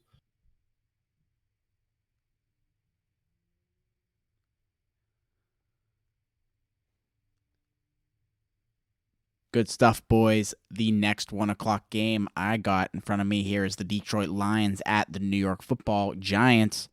The Giants are favorites here at minus 3. Their money line sitting at minus 156 in the over-under sitting at 44.5. I got most of the money here on the Giants. I got 66%. With that, the trends I have are the Giants are 28-1 against the spread in their last 29 games versus teams with a losing record. The Lions are 1-12-1 straight up in their last 14 games on the road. 10-3 against the spread in their last 13 conference games, and 5-0 against the spread in their last 5 games in November. Jesse, Playing well in the... did you just say they're 28-1 in their last 29 games against losing? 28. Oh my God! I was gonna say that's a ridiculous number. He was like, "I'm locking it in right now." That would be a ridiculous number. Yeah, 28-1. Sorry, I probably read that a little too fast. But some interesting trends there. Still not a bad trend for the Giants there against teams with losing records. But what do we think here? Mackie, why don't you start us off? Your favorite New York Football Giants. Yeah, I love my Giants. Yeah, this Giants team sitting at 7-2. I just think that they should be more than -3 in this game. I know they got a good amount of money coming in on them, but they've proved to prove Vegas wrong multiple times and steal from Vegas multiple times. They've had a lot of money all season and they've covered small spreads all season. They're 7-2, and Daniel Jones and Saquon Barkley are finding ways to win football games. And I think this is definitely another situation. Lions coming off what they do last week, coming off 2 wins, actually 2 divisional wins. Um, they beat the Packers 2 weeks ago, huge win, and then they squeaked one by against the Bears last week. Bears kind of lost that one, but I don't think Detroit really won it. Um, Detroit's just bad. They're sitting at 3-6. Probably only going to win one more game, one or two more games this year. I think the Giants could definitely find a way to get it done. They've been beating pretty shitty teams like this all season, and I don't see anything changing this week. Just doing enough to get by, doing enough to get the W, and stay in the win column. But yeah, no, this is 3-point game. This should be a good football game. I do like the Giants in this spot, though. They're the more proven team. Saquon Barkley will have his way against this Lions defense. Maybe I 3-unit his touchdown again because this Lions defense very similar to the Texans one. That hit in the second quarter for me last night, but or not last night, last week. But he had a chance right on that first drive. If you guys were watching the game, I think the Giants defense is pretty good, and injuries to Swift limiting his carrying and Amon-Ra St. Brown limiting his production have left really Jamal Williams as the best playmaker in that offense. So I really like the Giants -3 here. Gonna jump on that wagon. Might see this on my card, honestly. Huff, are you back in the G-Man as well? You love those New York teams just like Mackie does. I definitely am leaning Giants here. Obviously, like you said, the more proven team, but I don't know. Something about this Lions team is scaring me. Them only getting 3 points. I feel like they should be getting like 4.5 here. After we saw, who was it last week that the Giants played that they were a 5-point favorite? Was it the Texans? Texans, and they beat them by more than 5, didn't they? Yeah. So I don't know. I just feel like the Lions should be getting more points. So that's what's scaring me about this spot. A lot of the money on the Giants. So this is going to be one I'm going to wait up until Sunday to see what I lock in. I definitely am leaning Giants, but I don't know. I think it could be scary. I feel like this line's a little off in my opinion. I feel like Lions should be maybe +6 even. Like this Lions team sucks. I know they won last week, but come on. Lions defense is one of the worst in the league. I mean, they have that coach hasn't playing well, but Jamal Williams is their best player. Eden Hutchinson is playing They're well, I guess. Their they're defense living is off getting of the job they're done. living off of mistakes made by other offenses. Daniel Jones has been limiting the mistakes so well this season that I just don't think That's that on the Lions will coaching. be able to capitalize off of it. Brian Justin Fields, Dayball. Justin Fields played very well last week, and he's been proving me wrong every step of the way. But he turned the ball over late twice last week, I think. So he gave him the opportunity to win the game, and they won the game. So that's what happens. The G-men are a lot better than the Bears, I should say. So I Definitely. think the Lions squeaked one out, and they're in New York, right? I really like the Giants in this spot. Could be a trap game, but Vegas, 3 seems Yeah, like really but low for this. dude, Well, Giants have been what's low the all money? What's the season. money spread on this game? It's only like 62%, which isn't that high. Wow. People aren't high enough. You know what I was thinking when you were talking about the way It's Justin Fields ran all over them last week? Is Daniel Jones likes to run with the ball a lot too. Maybe we look at his props or rushing touchdown because Fields had his way. He did whatever he wanted to running out he'll of that trip backfield he'll last week. he'll trip halfway there, so I wouldn't do that. Yeah, but definitely something to watch. I mean, every team's been capitalizing against the Lions on that. I know the Patriots did a few weeks ago when I watched that, but I love the Giants -3 and Saquon to get in. Maybe parlay those. Interesting spot there. Lions and Giants. Let's move forward to the Chicago Bears at the Atlanta Falcons. Another 3-point spread here. Falcons being the favorite, -3. Money line at -166 in the over-under at 49.5. The trends I got here are that Chicago 7-20 against the spread in their last 27 games versus NFC teams. Atlanta is 2-8 against the spread in their last 10 games in Week 11, and the Bears are 3-9 against the spread in their last 12 games in November. What do we think is going to happen here? Huff, you want to start us off with this one? Yeah, I think another week we look at this Falcons team at home. Another week with Cordero Patterson back from injury. I look for him to have a big game, this Falcons offense to get back on track after a tough Thursday night loss to the Panthers last week. I like the Falcons at home here, -3. I just think this team, Mariota, he's been battling enough to get the job done throughout most of the season.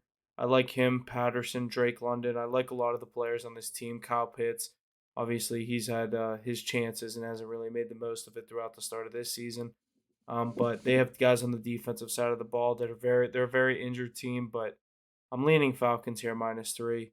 Ace, I don't know which way you're going on this one. Obviously, this isn't one of the better games. I know I've been high on Fields with you most of the way this season. I've obviously picked him up in fantasy the past couple weeks. He's been an absolute demon in fantasy. I really like him. I like this Bears team. I've always said I feel like the NFL is better when like teams like there's certain sports franchises that leagues are just better when those teams are good. And for some reason, I feel like the Bears are one of those teams in the NFL. I just like when the Bears are like relevant. And obviously, the past couple of years they've been pretty shitty. So, but I'm definitely leaning Falcons -3 here. Ace, you want to take over? Yeah, I agree with you. Watching the Bears be a good football team is fun. One of those story franchises really brought to life by like the Fridge and Frank Ditka and whatnot. But Mike Ditka, what did I say Frank? What, I don't know. But yeah, Mackey's laughing. I see him. I'm laughing at you always having terrible connection on the calls. No, but Mackey and my boy Justin Fields, he's been going off the last few weeks. He's been the talk of the town. I think he's like fantasy QB1. Yeah, he's got those turnovers, but he's running all over everybody. So I was just trying to look at some props for his rushing or his rushing TD, but they weren't out yet. I'm eager to see what his touchdown prop comes out at because it seems like nobody can stop him from getting into the end zone, and the Bears really have nothing else going for them. All they can really do is have him run the ball. But that being said, I don't know if you guys watched the Thursday night post game. I know it's on Amazon Prime, so it was actually my first time watching that Amazon Prime post game with Richard Sherman. Strange cast there, didn't really like it, but Tony Gonzalez is on there. It's a really weird cast.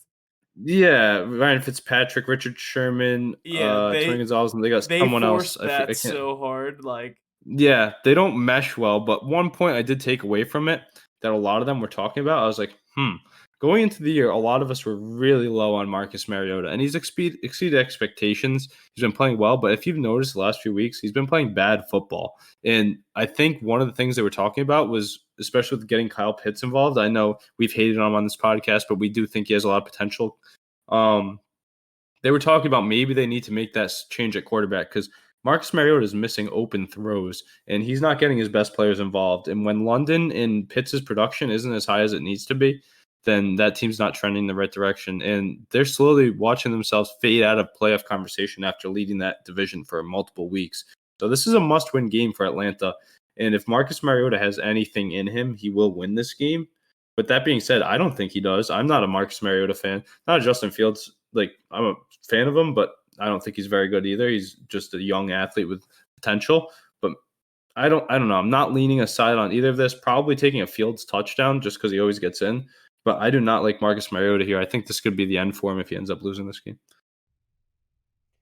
Yeah, Ace, I definitely think you're right on that take. I think he has been playing pretty bad football these last few weeks. He's on a 2-game losing streak, lost 3 out of 4.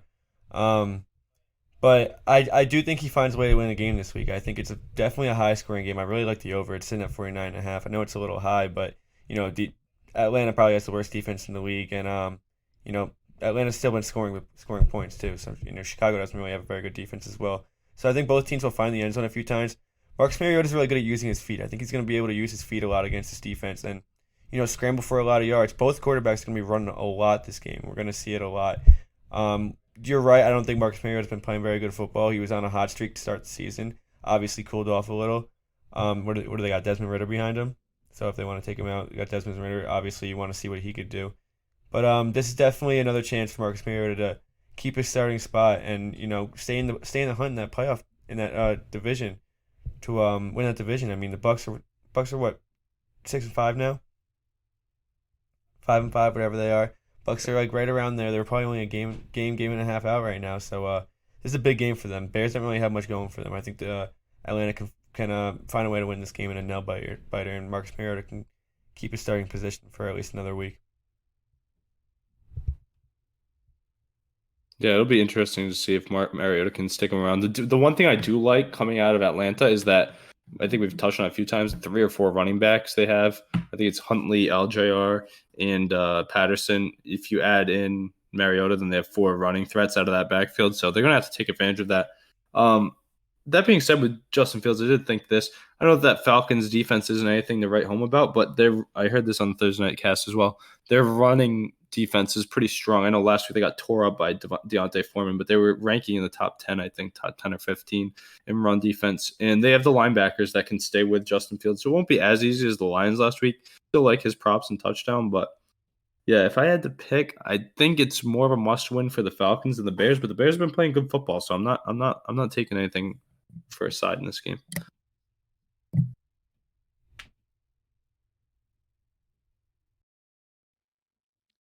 Good stuff for our last 1 o'clock game there. I have 83% of the money on the Bears spread.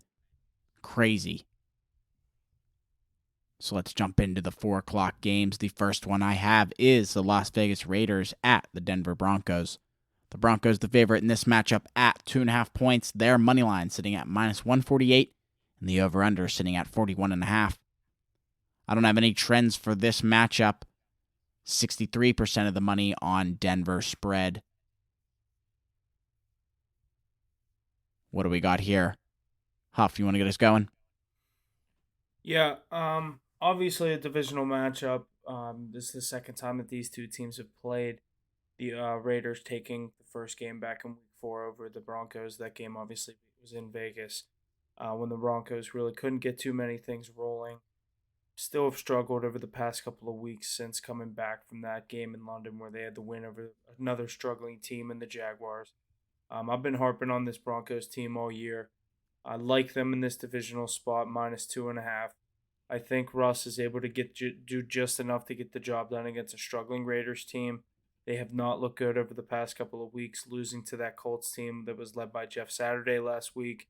No discount to them. I think they were a good team, and Jonathan Taylor did more than enough to carry them to a win. But I like the Broncos. It's a very tough place to play up in Denver, Mile High they all call it. So I like the Broncos -2.5 here to get things done. Huff, I feel like you've been on your boy Russ all year. I still think he's cooking trash in Denver, but I'm at the point with them though. Like I just have to live or die by it. that's what I'm going to do with the Raiders this week. I've been the same way. They've been burning me. But the Raiders, like, sometimes they look like one of the best teams in football. Other times they look like the worst team in football. It's so strange. I guess Josh McDaniels really isn't cut out to be a head coach. But I'd like to think that they win, especially as underdogs. They've been heavy favorites coming in, so maybe they flip the script on us and only win as underdogs. What do you got? Ace, it's not even game by game. It's just literally quarter by quarter. Did you see that game against Jacksonville that they lost? Yeah. It was 17-0 before you can even see. And then what did they lose? Like 23-20, something like that? What about what was it, very 2 weeks ago, though? They were in the reverse spot, and then they came out of nowhere to win the game or something like that, or almost win the game. Well, they did it against Arizona? Arizona Yeah. early in the season. That's what I'm saying. It's such a Jekyll and Hyde team that you don't know which team's going to show up. But I do like the plus. I think that team is just so much better than the Broncos. I don't believe in the Broncos at all. And we talk about Josh McDaniels not being a good head coach, but there's an even worse one on the other sideline this week. I know they're on the road at Mile High, which is a tough spot, like Huff said. But I like the value there at plus, was it 135? So I'll take the Raiders this week to get back on track, especially the injuries decimating that Broncos team. I literally don't even have a play on this game. Both of these teams stink, in my opinion. Divisional game, I mean, probably want to take the home team in a divisional game, especially in the Mile High. Obviously, you always have an advantage there. Russ is just so bad. I mean, I bet Titans last week -2.5, and I literally didn't sweat it once, even though it was a pretty close game because I knew that Russ was not going to be able to get it done. I knew the Titans were going to win that game, and he's doing nothing to win football games, and neither is Derek Carr on the other side of the ball. So I mean, I don't really have a play for this game. I think it's one of the worst games of the week. For the sake of the conversation, I'll take Broncos money line just because they're home. Mackey labeling this one as the worst game of the week. Love that. The snooze Let's fest jump of in. the week. Snooze thing it's fest in the of the 4 week. o'clock time. Worst game of the week. You heard it here first. All right, the next 4 o'clock game we got is the Dallas Cowboys at the Minnesota Vikings. The Cowboys, the favorite here at just a mere 1.5 points. The money line at -124 and the over-under at 47.5. The trends I got here are that the Vikings are 16-5 against the spread in their last 21 games as the home dog. The next one is that the Cowboys are 3-10 against the spread in their last 13 games against Minnesota, as well as 10-3 against the spread in their last 13 games on the road. Mackie, get us going. The Cowboys, what do you think they are going to do in this 4 o'clock matchup? Yeah, Cowboys coming off a really tough loss to the Packers, obviously up 14 late in the fourth quarter, end up losing in overtime. Dak with some crucial turnovers late in that game, just throwing it to the other team, literally, not even like aiming for our receivers. Just brutal football by Dak at end of that game. That being said, why are the coming from a Cowboys fan? Why are they favored in this game? You're in Minnesota. Minnesota's been doing everything to win football games. Their strength of schedule is better. Their performance has been better. I have no idea why Dallas is favored in this game. So it's just making me think that they're going to win this game anyway, just because it makes no sense and Vegas always wins. You got a good amount of money coming in on Minnesota. You're already sitting around 60%. I assume that's going to go up a little. I like a high-scoring game here. I think Dallas's defense has been playing pretty shitty in the past few weeks. Gave up 31 points to a struggling Aaron Rodgers last week after the Lions only gave up 9 to them. So I don't like the way our defense has been playing, and I think our offense will still be able to put up points. Dak's been playing all right aside from the turnovers. Run game's going well. CeeDee Lamb's playing out of his mind right now. So I think we'll be able to put points on the board. I think it's going to be a nice game. I think it's going to be more of a shootout. Obviously, Vikings coming off a sick game last week, comeback win against the Bills. So their momentum's riding high right now. Kirk Cousins, Justin Jefferson connection has just been absolutely ridiculous. They're probably the best connection in the league right now. I like the over. I like over 47.5. I think that might be a play on my card. I don't see a scenario where this game really goes under. I think it's fast paced all the way through. I'll ride with my boys here. I'll take the money line, but that's just for the sake of conversation. I don't really want to choose a side in this game. I don't know about you guys. Yeah, I love that overplay, actually. That's what I was looking at, 47.5. You see me wearing this Cowboys hat today. I thought you'd make a comment about that, Mackie. Dude, I didn't even see it. Yeah, the blackout Cowboys. I love it. Yeah. No, I'm like a fan. it. That's America's team. Fun to watch, but I don't know why they're favored in this spot either. I think a lot of people still underestimating the Vikings. But coming off a loss, they'll be looking to rebound. I guess I'd lean Cowboys here, but I'm actually not picking a side. I'm not leaning either. Two teams that are both playing pretty good football, I'd say. But I do like the over 47.5. It's my favorite play. Too many stars on both sides of the ball to not put up those points. I know that Cowboys defense has been really their saving grace throughout the season, but I really like over 47.5 in this matchup. I got 71% of the money on Minnesota spread. Yeah, this line makes no sense in my opinion. I agree. This kind of reminds. It makes sense to really no one. That's why I think if you take Vikings, it's just a trap. Yeah. I think obviously, like you alluded to their game last week, that crazy win in Buffalo. Obviously, the motions are high. Everything's riding high for Minnesota right now. I think this is going to be a very easy spot for Dallas to come up there. Dallas coming off a tough loss last week on the road, another NFC North team to the Packers. I think it's a pretty good spot for the Cowboys to come in and kind of spoil the party of the Vikings right now and, hand them a loss and put them at 8-2 after, the Vikings still only having one loss on the year to the Eagles team that just caught their first L. I don't know. Dallas money line -120. That's definitely going to be tempting. But again, this Vikings team, it's going to be scary to bet against them. But this is also like a mini primetime game in 4:30. This will probably be the Fox game. We'll have to see what Kirk Cousins can do. So, I don't know. I'm definitely leaning Cowboys, I think. This would be one of my favorite games to watch this weekend. It's actually a CBS game, Huff. Surprise. Really? Two NFC teams? Yeah, that's very surprising. Vegas and Denver is the Fox game, and then Cincinnati and Pittsburgh is also a CBS game. Okay. Interesting there. I think that's going to be a tough game to call. Make sure to check Sunday around the halftime of the 1 o'clock games for our 4 o'clock picks. The next 4 o'clock game here is the Cincinnati Bengals at the Pittsburgh Steelers. The Bengals the favorite here at -4.5. Their money line at -196 and the over/under at 40.5. Huff, what do we think the Steelers are going to do here at home? The money split on FanDuel is at 50-50.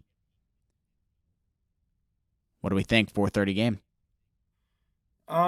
Yeah, actually, I'll be at this game, so definitely going to be the main game of the week that I'm watching and caring about. Obviously, the Steelers at home last week, coming off a win against the Saints, a pretty struggling, average Saints team. I don't really know what to call them. Definitely not a good team, but the Steelers definitely aren't a good team either. I'm just going to call it what it is. And the Steelers at home again against another divisional opponent. Team that we beat in week one, and at the time it was a pretty crazy upset, a 6.5 point. I think the Steelers were like plus 230 money line that game. Yeah, and then Steelers come home this week, divisional matchup. I always say give the points, don't take them. I like the Steelers +4. You can call it a bias pick if you want. I mean, I'm going to be there, so I'm obviously going to take the Steelers with the points here. I think they keep it close. TJ Watt's back, so now it's, in my opinion, it's safe to bet on the Steelers again. I know they're not a good team, but just covering, winning outright last week. So, and he definitely made an impact on the game with how many sacks that he had. So I like the Steelers here +4.5. I think they're able to keep it close. I also like the under 40.5. I think it's a low scoring game, as Cincinnati, Pittsburgh usually is. But I definitely am leaning Steelers +4.5. Mackie, I don't know which way you're going. Yeah, I think the big thing here is that TJ Watt is back and he's healthy. And we saw last week, when TJ Watt plays football games, the Pittsburgh Steelers win. And I think we've seen, what are they, 2-1 now with him on the season? Mm-hmm. I mean, this team is pretty brutal without him, and we've seen that they're 1-6, 1-5 without him. But they find ways to win football games with TJ Watt on the football field. And this is a divisional game. You're home. You got a nice win last week against the Saints. I really like this team to get a win here. I think it's going to be more of a shootout. I know it's Joe Burrow against Kenny Pickett. You don't really like that, but I just think Kenny Pickett can do just enough to get by in this game, and I think the defense really shuts down Joe Burrow, and he doesn't have Jamar Chase, so he's can't really be bailed out as much as he usually is. So I like the Steelers with the points here. You give them 4 points at home in a divisional matchup, and you're probably going to take it 9 out of 10 times. So yeah, I'll go with the Steelers +4. Well, I am surprised to hear that. I knew the Yinzers would be on their boys, but I think that the Bengals owe the TJ Watt, man. I know TJ Watt is the Watt, difference but I maker. think that the Bengals owe the Steelers an ass kicking for that week 1 loss. Really fumbled the bag there, and the Steelers, one of the worst teams in the league. No offense there. Turned out to steal that one from. I said I want us to keep losing games. I want a top 5 pick, and Tomlin's not going to let me get it. He's going to keep winning. Yeah, games no, like he's this. too good of a coach to do that. It's like what we did with Cam Newton. But the thing is, like the Bengals snatched defeat from the jaws of victory in week 1, and I think they started off really slow. They had that Super Bowl hangover, But I really like the way that they've been playing football. I think that they come out and roll them. I'm gonna hammer the Bengals -196. Do I see that on my card? And I'm gonna on my book, and I'm gonna take them -4, 4.5, either one. I always take a half point, regardless if I think they're gonna blow them out, just for the peace of mind. But I really think that the Bengals blow the doors off the Steelers this week. I'm 1-1, and I've said this before. I think I said that with the Bills, and it came true. I said it with the Bucks, who were one of the most underwhelming teams in the NFL, even though they picked it up, and they blew it right up in my face. So I think I get back on track this week with the Bengals actually taking it to them in a divisional matchup. I think there's something to be said for these NFC or AFC North matchups. A lot of the time, these teams don't sweep. They usually split these season series. So that's why I love the Bengals money line, and I will take them with the spread as well. I think Joe Barr has a day. And I know TJ Watt will get a few sacks, get his, but Bengals going to put up way too many points. And let's not forget about that guy who is Joe Mixon, probably one of the hottest running backs in the league. He had that 5-touchdown performance, 2 weeks ago? So too many mouths. I know no Jamar Chase, but I like the Bengals a lot in this spot to get back on track and reclaim that division with the Ravens. Good 4 o'clock game here. I'm going to be interested. I'm going to be watching this one. Huff said he'll be at this one. I think I like Steelers here. We'll have to wait and see what happens. Alrighty, Sunday primetime game is up next. We got the Chiefs and the Chargers in Los Angeles. We got the Chiefs as the favorite here, minus 5.5 points. The money line sitting at minus 255 and the over-under sitting at 50.5. The trends I got here are that the Chiefs have won 11 straight games in November. They are 38-5 straight up in their last 43 divisional games. And they've won 7 straight at the Chargers and are 7-1 against the spread in their past 8 visits. What do we think is going to happen here in Los Angeles as the Sunday primetime game comes about? Mackie, you're up for this one. What do you think? Yeah, I'm all over the Chiefs in this game. It's definitely another game. Like you said, Patrick Mahomes 11-0 in November, and this Chargers team is just so banged up and they're so inconsistent and they don't really have much going for them right now. I know they squeaked by. 5.5 seems kind of low for that. They lost last. It covered for me though. Yeah, it does, and I think it's sad. Yeah, they covered last week against the Niners, but they didn't put up a good shot.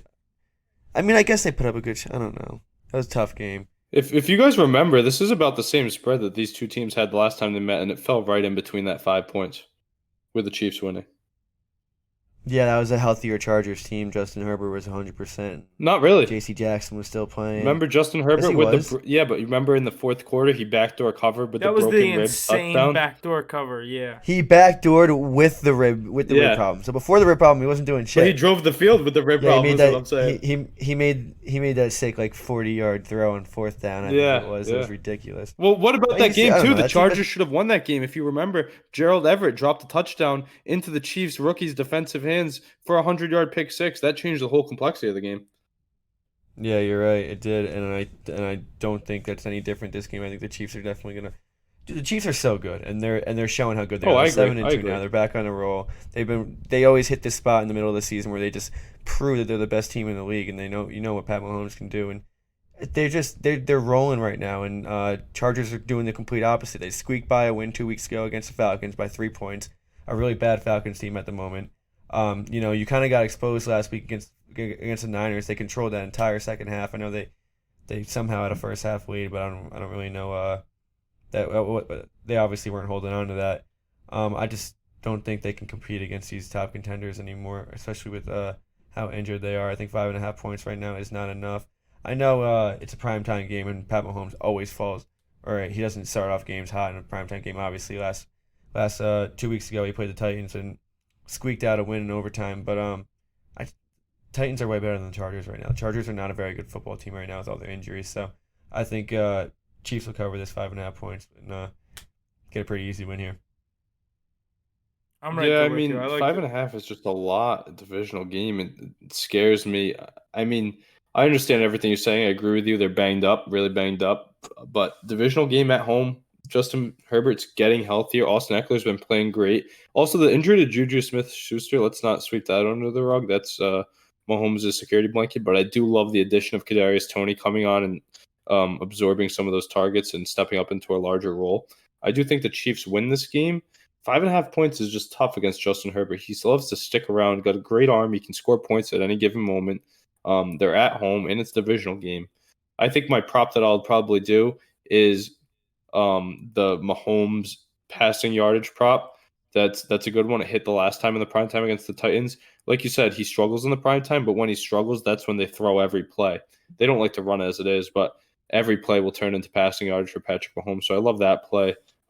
Kelsey, a little bit tougher matchup with Derwin James. If he's even playing, I know that the injury report for the Chargers is always up and down. But yeah, not enough weapons for Herbert to let me take them money line, even though that money line is juicy. But without Keenan Allen or Mike Williams, it's kind of sketchy. Maybe the over, but maybe I tease the Chiefs to win. But I don't know. Definitely look out our cards for a Sunday night pick here. I'm not making my true pick here. Huff, what do you got? I'm with Mac. Yeah, I like the Chiefs. I think they get the job done. I think a 5.5 point spread on Sunday Night Football. I could definitely could be obviously not something you want to take. But in this spot, I like the Chiefs. I know we always say in the divisional matchups you usually split, and obviously the Chiefs getting the win the last one by 3. We said the backdoor cover by the Chargers. But I think, like Mackie said, this is the stretch of the midseason where the Chiefs are just going to dominate and not really look back at many of these games. While most of these AFC juggernauts that we've looked at throughout most of the season have kind of been struggling over the past couple of weeks, the Bills, I know the Dolphins just keep picking up wins, but that division is so tough. And obviously with the Raiders, the Chargers are banged up. The Chiefs division is pretty much locked up to beat Kansas City. So I think this is one where they just kind of roll it on Sunday night. I think this won't be too much of a game come the fourth quarter. I could see the Chiefs being up by maybe 14 if they end up losing.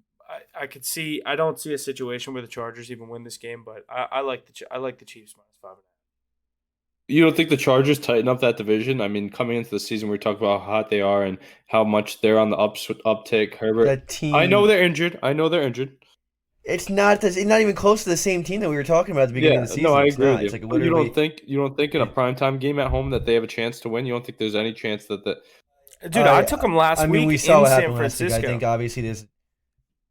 I took them last week in San Francisco. I was confident in them in that game. Obviously, that ended up working out for me. Worse and a much worse defense in the Chiefs. If it wasn't Pat Mahomes, I'd say they had a chance to win this game. I love the offense Chiefs, and I'm all over the Mahomes. I think that they win, but 5.5 is way too many points to me. A divisional game. That's a different story. Obviously, they can cover a spread, but I just don't think they can. Well, if you can cover 5.5 points, that means you should be having a chance to win the game, no? Not necessarily. It could always be a backdoor cover. Mahomes Even with that backdoor cover, last game they played against each other. Again, Mahomes always finds ways to win games down the stretch. And again, last week they were down 17-9. He ends up winning 2017 in overtime. He will always find a way to win a game against a bad Mahomes team. is my favorite. Are a bad team this year. Mahomes is my favorite to bet on too. I agree with all the points you're saying, but I would just be a little bit hesitant with that. I mean, I wouldn't want to be eating my words saying that 5.5 points is easy win. It's not like the Chargers are a bad team. You know what I mean? It's not like they are. They literally are. Though. You think they're a bad team? In my opinion, I think they with the team that they have right now, they are a bad. They're team, in the playoff 100%. hunt though. They're like that 8th seed. They need to win games to get in. These games are very important for them. Yeah, I know, and that's not good to have an important game against. They're not a bad team though. 5-5. They're not a. They also have a pretty tough schedule coming up. I was going over the schedule. I don't think this team makes the playoffs. I don't think so either because of the injuries, and I don't think they win this game. But it's just you can't write them off. It's not like the Jets who have been faltering lately, and it's like, oh, it's the Jets, and they have Zach Wilson at quarterback, and they're inexperienced. It's like, no, look at the names on this team. They still have the names to put together a string. Dude, the Jets are literally a better football team than the Chargers at this moment. I don't think so. Not even a doubt in my mind. Huff, what do you think about that? What was it? The Jets and the Chargers? Yeah. They were playing this week, the Chargers would be favorited for sure.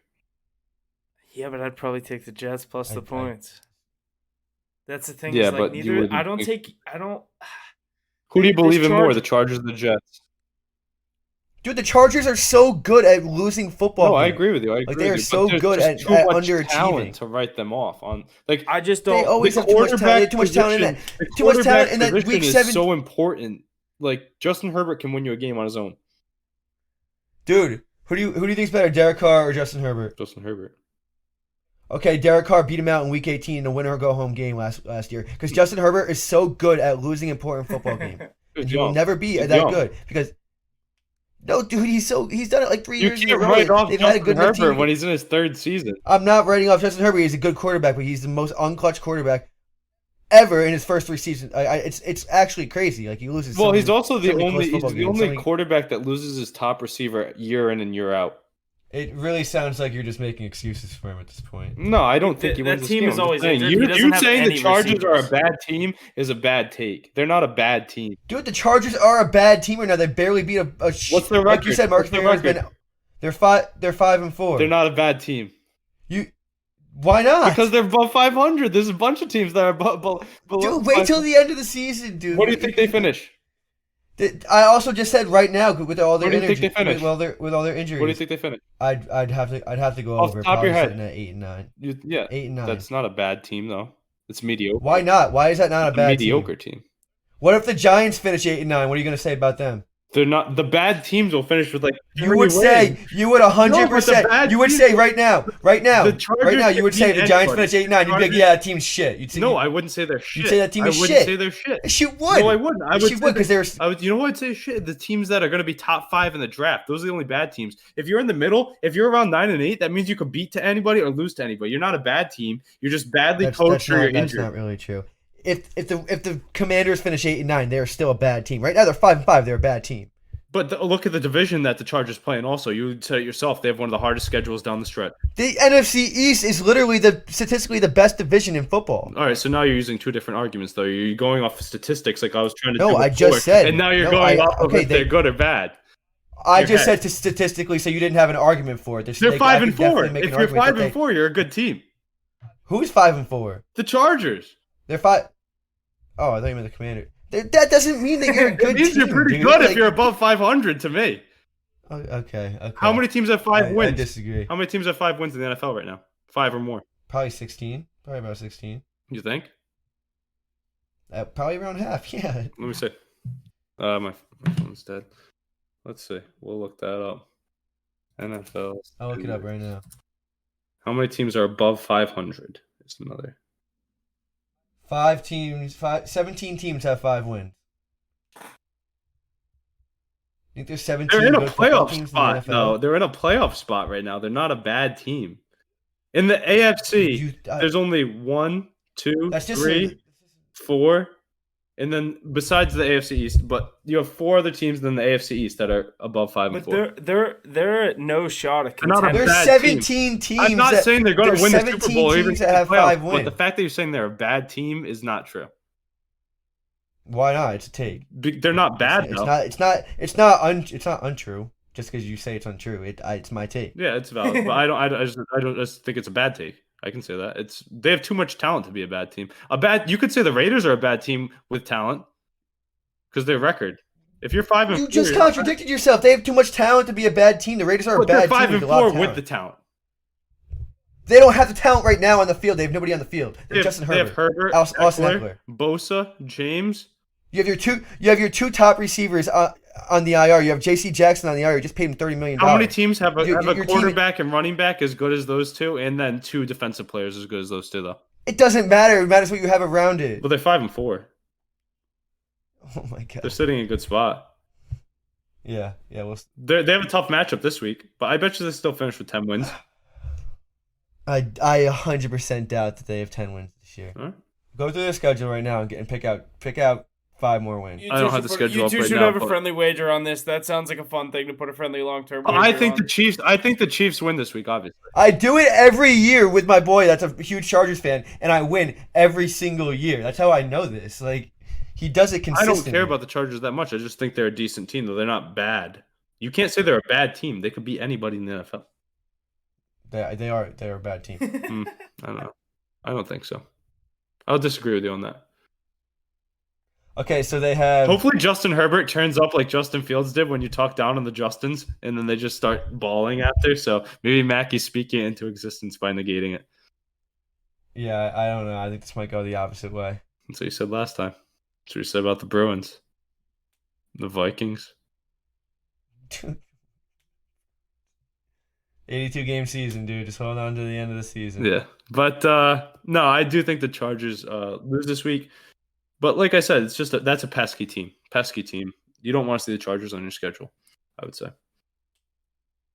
Should be a good game, though. I'm excited for this matchup. It's going to be fun to watch. It was last time, too.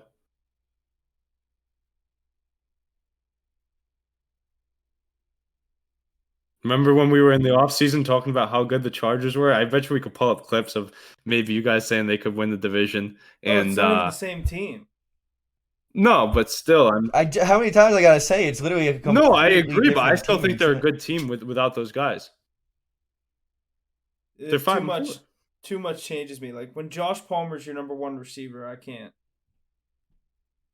And I took them last week. You believe in the Patriots and Jets to make the playoffs before the Chargers, though? Yeah, right now, dude, the Patriots are 5. The Patriots and Chargers have the same record right now. I think the Patriots have a way better chance of getting in the playoffs than the Chargers.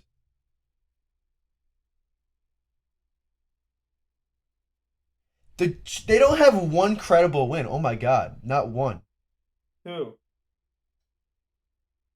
The Chargers have beaten the Raiders, the Texans, the Browns by 2 points, the Broncos, and the Falcons.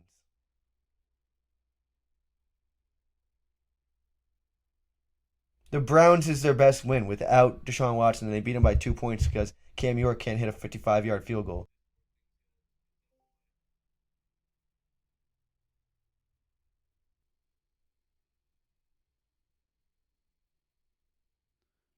All right, boys, good stuff out of the primetime game for Sunday. Let's move over to the Monday primetime game. The San Francisco 49ers at the Arizona Cardinals. A big spread here. The 49ers as the favorite, 8.5 points. The money line sitting at minus 360, and the over-under sitting at 43.5. The trends I got for this one are the Cardinals are 2-11 against the spread in their last 13 Monday night home games. The 49ers are 16-2 against the spread in their last 18 Monday road games. And the 49ers are 6-1 against the spread in their past 7 divisional games. Cardinals just 1-6 in their last 7 divisional games. What do we think here, boys? Mackie, you want to get us going on this Monday Night Football game? Yeah, this Niners team has looked absolutely incredible ever since gaining, obviously, in my opinion, the best running back in the game, Christian McCaffrey. They just don't really have many weak spots to their game now. They're probably, if not front runners, top 2 front runner to come out of the NFC this year. Obviously, they've seen success in the playoffs in these most recent years. Jimmy Garoppolo's seen success in the most recent years, but this team is just rolling right now, and I think their 5-4 record is going to look a lot more like 8-4, 9-4 in the next 4 or 5 weeks. So they should go on a little run here. On the other hand, this Cardinals team just looks out of the dumps. Obviously, they got a nice win last week in the battle of the backup quarterbacks, a blowout win over the LA Rams, but both teams looking awful. I just don't think the Cardinals have enough to keep up with the Niners this week. That being said, it's a divisional game, primetime Monday Night Football game. It's 8-point spread's a little high. I'd probably stay away from it. I'd lean more on the under. I like a divisional under here. Away teams giving a lot of points, so a lot of trends lean under here. I think I like the under in this game. Good stuff, Mackie. Huff, what are you thinking? Yeah, I'm kind of right there with you. I like it to be a low-scoring game. Obviously, I looked at the percentage of the money, and the heavy amount of money on the Niners. They're kind of becoming America's team with a lot of the, obviously, high-scoring games. They're going to be in a lot of these primetime games over the next couple of weeks. This Niners team, it's hard to go against them. I did it last week with the Chargers plus the points.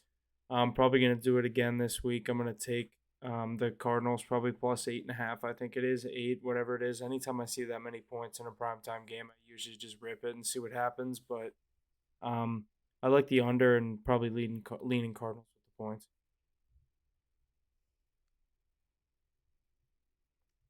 Not too shabby there. Ace, are you commenting on this? So 49ers and Cardinals, 2 teams I've been really betting on all year. A divisional matchup, another great game we get in the prime time. I'm hoping that Kyler can come back to have a meaningful game against Jimmy G and the Niners. But coming in, 8 points is a lot. I know that they have all the weapons and whatnot, but in a divisional game, this could really go either way.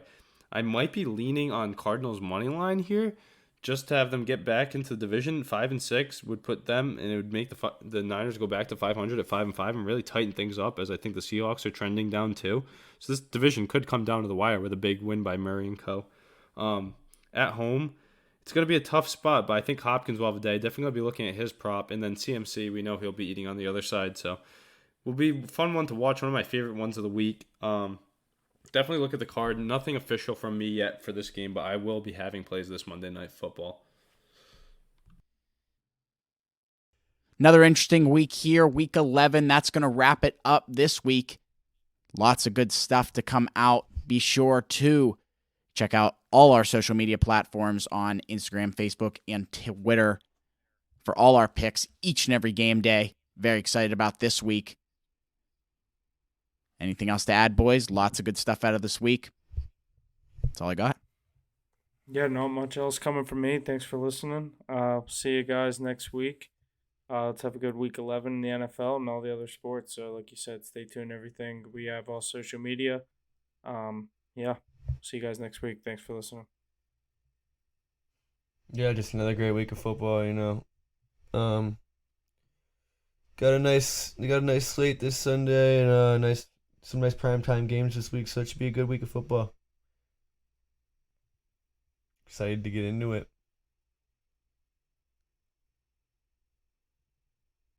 Thanks. Yeah, no, definitely excited for this week of football. A lot of meaningful games. Any game can have an impact on what the postseason results are going to look like. Maybe even for those Chargers Mackie and I were debating upon earlier. But definitely ready to roll. Follow our socials and tune in. Make sure you're getting the best picks. We got some Thursday night plays. We got some Sunday plays coming at you. My Patriots looking to get back into that hunt for the division. And we got those NHL, NBA, World Cup plays all coming at you. So definitely be aware of it. Yeah, I'm ready to roll. Looking to have another positive week and keep the second half of the season going. Thanks for listening. And that's going to do it for us this week on Hit the Books podcast. Thank you for all the support week in and week out. Please be sure to share and check out our various social media platforms and check out our website. All the info is located in our link tree in the description below. And always remember to hit the books.